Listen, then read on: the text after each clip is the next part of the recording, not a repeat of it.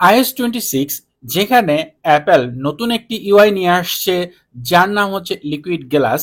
এখানে আপনি folder open করেন বা কন্ট্রোল সেন্টার ওপেন করেন বা হচ্ছে গিয়া নোটিফিকেশন সেন্টার ওপেন করেন, লক স্ক্রিনে যান, সব জায়গায় কিন্তু এখানে আপনার যে লিকুইড গ্লাসের একটা ইউআই রয়েছে সেটা দেখা যাচ্ছে।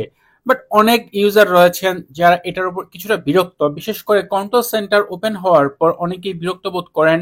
কেননা এখানে যে ওয়ালপেপারের কালার থাকে বা হয়তো বা আপনার যে হোম পেজ রয়েছে, হোম পেজে অবস্থায় বিভিন্ন অ্যাপের যে কালার থাকে সেই কালারটা কিন্তু ব্যাকগ্রাউন্ডে শো হচ্ছে, যার কারণে অনেকেই কিন্তু অনেকের কাছে এই বিষয়টা ভালো লাগছে না। তো এই ক্ষেত্রে আপনি যদি চান যে iOS 26 আপনি আগের যে কন্ট্রোল সেন্টারের কালার ছিল, যে ব্যাকগ্রাউন্ড ছিল, সেটা ব্যবহার করবেন, চাইলে কিন্তু এটার সেটিংসটা আপনি অন করে নিতে পারেন।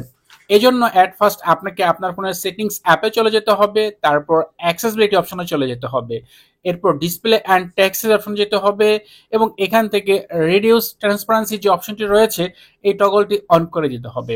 এরপর নেক্সটে যখন আপনি কন্ট্রোল সেন্টার এখান থেকে ওপেন করবেন, তখন দেখতে পাবেন যে এখানে কিন্তু ব্যাকগ্রাউন্ড এক কালার হয়ে গেছে। এবং সেই সাথে শুধু যে এখানে এমনটা না, আপনি এখন এই ফোল্ডারটা দেখলেন যেখানে আগে লিকুইড গ্লাসের ফিচার ছিল সেটাও কিন্তু এখন এক কালার হয়ে গেছে। বা এখানে যে সকল কালারে মানে আপনার লিকুইড গ্লাসের কালার শো হতো সেখানেও কিন্তু আপনি এই এক কালার ফিচার দেখতে পাবেন।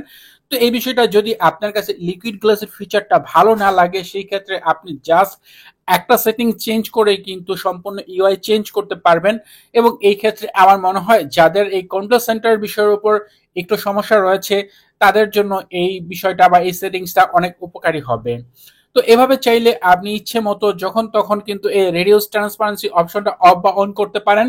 যদি অফ করে নেন তাহলে কিন্তু কন্ট্রোল সেন্টার আবার নতুন যে iOS 26 যে ন্যাচারাল লুক সেটাতে চলে যাবে, ফোল্ডার ওপেন করলেও সেটাতে চলে যাবে, যেখানে যান আপনি লিকুইড গ্লাসের ফিচারটা দেখতে পাবেন। আর যদি আপনি ট্রান্সপারেন্সি অফ করে দেন তাহলে কিন্তু আবার আগের যে iOS 18 যে কন্ট্রোল সেন্টার বা যে ইউআই ছিল সেটাতে চলে যাবে। তো এই ছিল ভিডিও, আশা করি যাদের এই সমস্যাটা হচ্ছে তারা এই ভিডিওটি থেকে সমাধান পেয়ে গিয়েছেন। ভিডিওটি ভালো লাগলে ভিডিওতে লাইক দিবেন, কমেন্ট করবেন, চ্যানেলটি সাবস্ক্রাইব না করা থাকলে নিয়মিত আইফোন রিলেটেড ভিডিও দেখার জন্য চ্যানেলটি সাবস্ক্রাইব করে নেবেন। কথা হবে পরের ভিডিওতে, সে পর্যন্ত ভালো থাকুন, সুস্থ থাকুন, আল্লাহ হাফিজ।